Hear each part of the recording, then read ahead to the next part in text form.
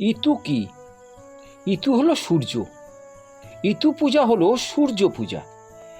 ইতু পূজার ব্রতকথার মাধ্যমে আমরা হিন্দু ধর্মের ভয়ঙ্কর বিপর্যয়ের কথা জানতে পারি। একটা নৃশংস যন্ত্রণার কাহিনীকে ধর্মের মোড়কে পবিত্র করার চেষ্টা হয়েছে।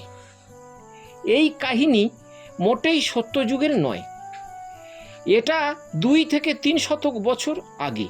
এই কাহিনীতে একটা দরিদ্র ব্রাহ্মণের কথা উল্লেখ আছে। সত্য, ত্রেতা, দাপর যুগে ব্রাহ্মণ কখনোই দরিদ্র ছিলেন না।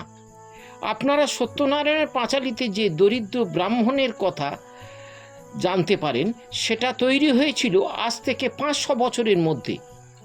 সত্যযুগে কখনোই নয়।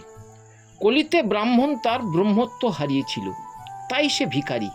ইতু পূজার ব্রতকথাতে যে দরিদ্র ব্রাহ্মণের কথা পাই, তার চরিত্র অতি ভয়ঙ্কর। তার মেয়েরা 2টি বা 1টি পিঠে খেয়েছিল, সেই অপরাধে মেয়েদের বনবাসে দিয়ে এসেছিল। কতটা নৃশংস এবং পাষণ্ড হলে তবে এই কাজ করে। সত্য, ত্রেতা, দাপর যুগের ব্রাহ্মণরা ভিক্ষা করতেন না, কারণ তাদের শিক্ষা পাণ্ডিত্য তাদের উপার্জনের পথ ছিল। কলিতে ব্রাহ্মণরা বামনে পরিণত হয়েছে, না আছে তাদের শিক্ষা দীক্ষা, না আছে চরিত্র।